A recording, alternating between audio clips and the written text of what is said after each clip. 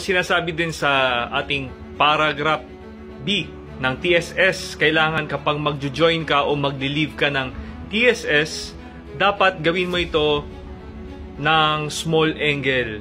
So kung papasok ka ng TSS, huwag mo agad kukunin yung gitna. Kumbaga, small angle lang para hindi ka makaharang doon sa ibang gumagamit ng TSS natin. Ngayon, ganun din sa pag-leave ng TSS. So kailangan huwag din malaking angle. Dapat a small angle as practicable para safe. Sabi naman sa paragraph Charlie natin, na iwasan natin mag-cross ng traffic lanes. Pero kung hindi maiwasan at kailangan mo talaga mag-cross at obligado ka na mag-cross, kailangan nearly as practicable right angle yung pag-cross mo.